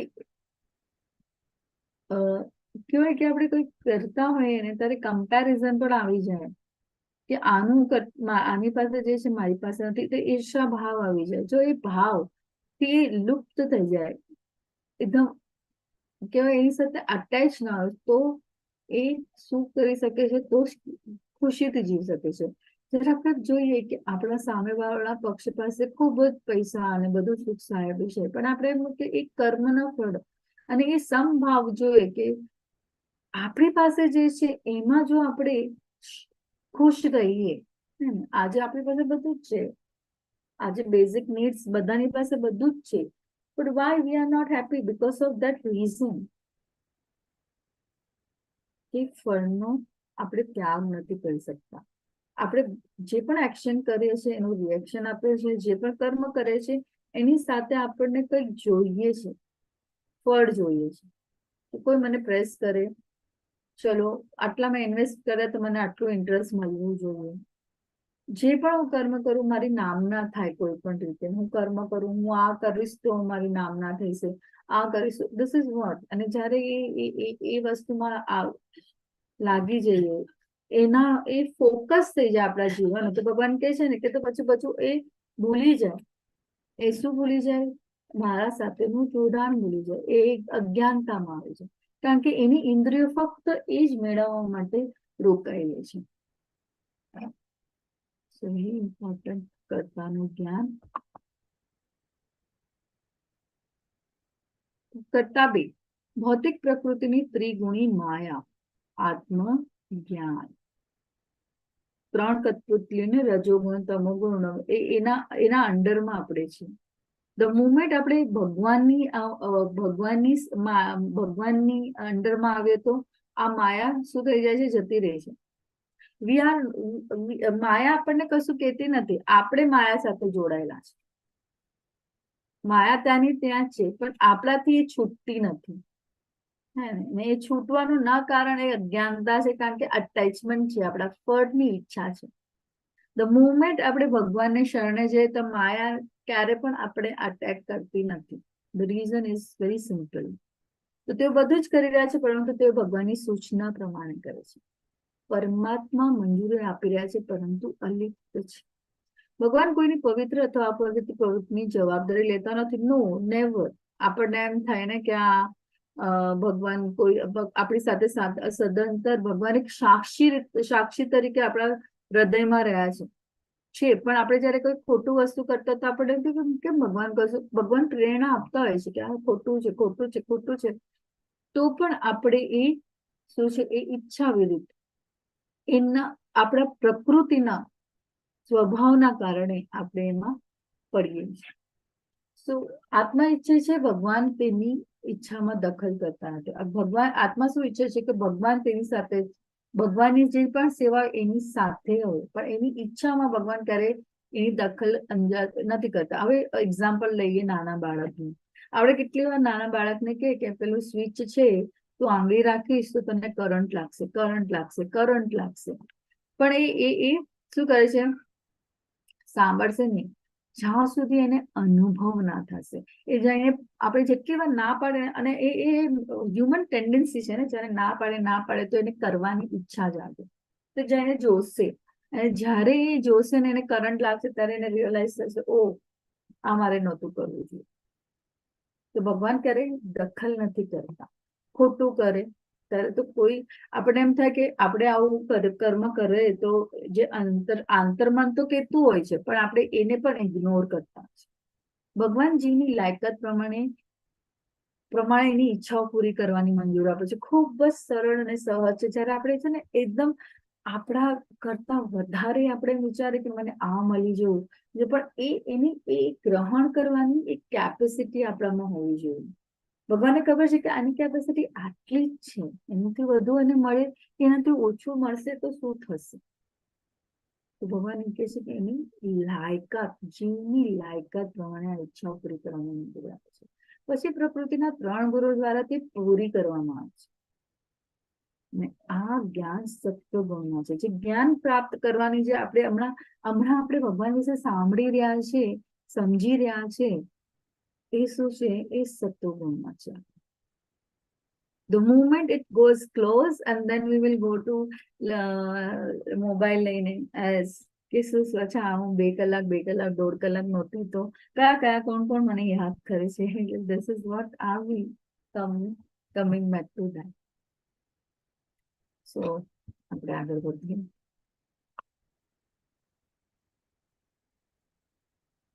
Role of soul, initiator. Role of material nature, facilitator. Yes. Role of the Lord, sanctioner. જે sanction કરે છે. Ignorance, bewildered. આત્માની ભૂમિકા પ્રારંભ કરતા, ઇનિશિએટ કરે છે. મને ભગવાનની સેવા. પછી ભૌતિક પ્રકૃતિની એ આપણને એવું પ્લેટફોર્મ જ્યારે આપે તો એ સુવિધા કરતા પ્રભુની ભૂમિકા. જે આજે આપણે અમે સમજી જુઓ કે આપણે લેવલ 1 માંથી લેવલ 2 માં આવ્યા તો આત્માની જે નીડ હતી એને ઇનિશિએટ કર્યું આપણે કે નો મને આ ભગવાન વિશે જાણવું છે. દેટ ઇઝ લેવલ 1 થી લેવલ 2 માં. ભૌતિક પ્રકૃતિની ભૂમિકા તો ફેસિલિટેટર એટલે આપણને ફેસિલિટેટર એટલે કે જે પ્લેટફોર્મ જે અહીંયા મળ્યું તે લેવલ 2 માં તમે જોડાઓ, હે ને, એટલે લેવલ 2 ની શરૂઆત કરો. જે તમે સમય 8 વાગ્યાનો આપો છો, 8 થી 9 નો, 1 કલાકનો, જરા વધારે અડધો કલાક બેસીને એ લેવલ 2 નું જે ઇન ડેપ્થ સ્ટડી છે એમાં જોડાઓ. સો સુવિધા કરતા વિચારો વી કેન જસ્ટ. અને એમાં કોની મંજૂરી છે? જ્યારે આત્માએ એક પગલું લીધું ભગવાનને જાણવા માટેનું, તો ભગવાને શું આપી? મંજૂરી આપી, right? Because he knows that my dear soul is want to connect with me. So તે ભગવાને એ ભૂમિકા મંજૂરી આપી. અને અજ્ઞાનતા આશ્ચર્યજનક છે. જ્યારે એ અજ્ઞાનતા શું છે? bewildered. જે આપણે અજ્ઞાનતામાં હતા તો આપણને કશું ખબર જ નહોતી કે આ શું છે. અને ફક્ત આપણે એટલા માટે જાણ્યું કે ભગવદ ગીતામાં કયું જ્ઞાન આપવામાં આવ્યું છે. That is the main motto behind that to join the class, right? અને ભગવાન પણ એવું, ભગવાન આગળ પણ કહે છે કે 4 પ્રકારના લોકો મને ભજે છે. અર્થાર્થી, હે ને, અર્થાર્થી, જ્ઞાની, જિજ્ઞાસુ અને સત્યની શોધ. પાર્થ, આમાં દુઃખી. હરે કૃષ્ણ. કોઈનો માઇક ઓન છે? હરે કૃષ્ણ. તો પરમાત્મા, જીવની ઈચ્છા શું છે? પરમાત્મા સાથે જોડાવા. તો પરમાત્મા, ઓકે, લેટ મી ચેક. અમારા બધા સ્ક્રીનમાં એક સાથે બધું આવશે. તો પરમાત્મા તપાસ કરે છે કે શું આ જીવ તેની ઈચ્છા પૂરી કરવા લાયક છે અને તેના આધારે તે મંજૂરી આપે છે. કોણ કરતા છે? તો પરમાત્માનો હુકમ, મંજૂરી પ્રાપ્ત કર્યા પછી ભૌતિક પ્રકૃતિના 3 ગુણો સત્વ રજતમ દ્વારા જીવની ઈચ્છાઓ પૂરી કરે છે. જયારે આપણે ભગવાનના શરણે જઈએ ને તો આ 3 માયાઓ, જે 3 જે સત્વ રજતમ જે માયા છે, માયાનું જે કઠપુતલીના ઓલામાંથી આપણે છૂટી જઈને એ ક્યારે પણ આપણને શું કહે છે? ડિસ્ટર્બ નથી કરતી. The moment we go there તો આપણે વિચારવાનું કે માયા આપણને પકડવા ઊભી જ છે. ઓકે, હમણાં ક્યારે આ મારા તરફ જોશે, ક્યારે મારા તરફ જોશે. પણ આપણી નજર ફક્ત ભગવાનમાં, કૃષ્ણ ભાવનાયુક્ત કર્મમાં લાગેલ હોય તો માયા ક્યારે પણ આપણને અટેક કરતી નથી. પણ આપણે જો માયાને એમ્બ્રેસ કરવા જઈએ તો definitely there are chances to fall down. So it is so difficult. અહીંયા એ વસ્તુ જાણવી ખૂબ જરૂરી છે કે આપણે કેવી રીતે કેટલા સમર્પણ ભાવે ભગવાનને જાણવાની અને ભગવાનની સેવામાં લાગેલા છે. જો મન અને જે પણ આપણે કર્મ કરીએ, કામ કરીએ, વિચારે, એ ફક્ત ભગવાનની સેવામાં ન વિચારે ને તો જો આપણા મનમાં જે શુદ્ધિકરણની પ્રોસેસ ચાલુ થઈ જાય. Now you want to get up early કે ના, મને સવારના 4:30 વાગે ભગવાનની સેવા માટે ઉઠવું છે, ભગવાન માટે ઉઠવું છે. મારા કરતા વહેલા ભગવાન ઉઠે એના કરતા હું એમની સેવામાં આવું. પછી ધીરે ધીરે ધીરે ધીરે આ પ્રોસેસમાં આપણે આવીએ. અને એ પ્રોસેસ કેવી રીતના આવે? એસોસિએશન. આ એસોસિએશન આપણને જે આ પ્લેટફોર્મ મળ્યું છે ને online, it's so nice, so nice. ત્યાં જવાની જરૂર નથી.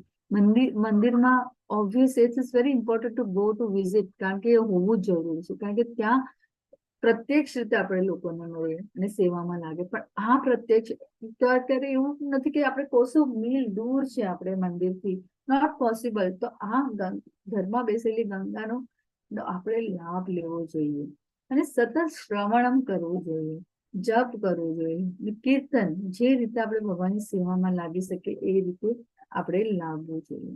તો આ કેવી રીતના પોસિબલ છે? તો ભગવાનની મંજૂરીથી જ પોસિબલ છે. તો જો કેવી મંજૂરી? જો એક કદમ આપણે આગળ વધીએ ને તો ભગવાન 2 કદમ આપણા પાસે નજીક આવે. આપણને એટલું સરળ અને સહજ કરી આપ્યું છે. પણ એ ઈચ્છા આપણને ભગવાન સાથેની જોડાવાનું સ્ટ્રોંગ હોવી જોઈએ. સો ધીસ ઇઝ આત્મા અને પરમાત્માની તુલના. શાશ્વત આનંદી, પરંતુ માયા દ્વારા આવરી લેવામાં આવે ત્યારે સહન કરે છે. ત્રિગુણી માયા. અને ભગવાન ગુણાતીત છે, આનંદી, માયાની ઉપર. તેના શરીરના જાણકાર છે, ક્ષેત્રજ્ઞ, લોકલ, બધા શરીરોનું સંકલન. ભગવાન યુનિવર્સલ છે. He knows everyone. પરમાત્મા દરેક હૃદયમાં રહેલા છે, હે ને? પણ શરીર આપણે આત્મા તરીકે ફક્ત આ શરીરના વિશે જ જાણે છે, એટલી આપણી લિમિટેશન છે, હે ને? પણ ભગવાન દરેક શરીર, દરેક જીવોના અંદર રહે છે. અણુ, પરમાણુ અને વિભુ, સર્વજ્ઞ. ઈચ્છા કરવા માટે થોડી સ્વતંત્ર છે, પણ ઈચ્છાઓ પૂરી કરવા માટે પરમાત્મા પર નિર્ભર છે. જો આપણને કઈ પણ વસ્તુ જોઈતી હોય તો we are indirectly directly related to ભગવાનનું જ. પાણી જોઈએ છે તો ભગવાને આપણને પૂરું પાડ્યું છે. પ્રાણીને આપણે કરી શકીએ છીએ, એની ઇન્વેન્શન કરી શકીએ છીએ, અનાજનું ઇન્વેન્શન કરી શકીએ છીએ. દાણો પણ ભગવાન જ્યાં સુધી ના આપે ત્યાં સુધી આપણા ખેતી કરી શકતા નથી. આપણે એવી કોઈ ફેક્ટરી જોઈએ છે ત્યાં ઘઉંની ફેક્ટરી હોય? હા, ના. અનાજની કોઈ ફેક્ટરી હોય, પાણીની કોઈ ફેક્ટરી હોય. પાણીમાં બિસ્લરીનું એક્ઝામ્પલ લો ને, પાણી પણ આપણે ભગવાનનું એ લઈને એમાં ફિલ્ટર કરીને આટલું પીવાથી આમાં આટલું ઓક્સિજન છે ને આવું આટલું ઓક્સિજન છે. હવા જ જોઈ લો. ઈચ્છા કરવા માટે થોડી સ્વતંત્ર છે, પણ ઈચ્છા પૂરી કરવા માટે પરમાત્મા પણ. અને ભગવાન પરમાત્મા સંપૂર્ણ સ્વતંત્રતા. ભગવાન સાક્ષી તરીકે, પરમાત્મા તરીકે આપણા બધા જ જીવોના હૃદયમાં રહેલા છે. પરંતુ જ્યારે કોઈ મનુષ્ય અવિધાનને નષ્ટ કરનારા જ્ઞાનથી પ્રબુદ્ધ થાય છે, ત્યારે જેવી રીતે દિવસે સૂર્ય દ્વારા બધું પ્રકાશિત થાય છે, તેવી રીતે તેના એક જ્ઞાનથી બધું જ પ્રગટ થઈ જાય છે. સૂર્ય દ્વારા આપણને બધું જ દેખાવા માંડે ને અંતરમાં તો કશું જ નહીં દેખાય. તો અંતર શું છે? અજ્ઞાનતા. ને જેવી રીતના પ્રકાશ આપણા હૃદયમાં પ્રજ્વલિત થાય છે, ત્યારે શું થઈ જાય છે? જ્ઞાનમાં બધું જ પ્રગટ થઈ જાય છે કે ભગવાન કોણ છે. જ્ઞાનેન તુ તદ જ્ઞાનમ યેષામ નાસ્તિત આત્મનમ તેષામાદિત્ય વર્જ જ્ઞાનમ પ્રકાશયતિ તત્પરમ. પ્રકાશયતિ એટલે પ્રગટ કરે છે. સરસ. તો અહીંયા અધ્યાય પૂરો થાય છે. પાર્ટ 2. વાંછાકલ્પતરુભ્યશ્ચ કૃપા સિંધુભ્યૈવ ચ પતિતાનાં પાવનેભ્યો વૈષ્ણવેભ્યો નમો નમઃ. અનંત કોટિ વૈષ્ણવગણ કી જય. શિલા પ્રભુપાદ. લિંક નથી આવતી એટેન્ડન્સ ની. હરે હરે કૃષ્ણ. હા પ્રભુજી, જીવેશ્વર પ્રભુજી મૂકશે અમને. હરે કૃષ્ણ કૃષ્ણ કૃષ્ણ હરે હરે, હરે રામ હરે રામ રામ રામ હરે હરે હરે કૃષ્ણ. હરે કૃષ્ણ માતાજી. હરે હરે કૃષ્ણ હરે માતાજી. રામ હરે રામ.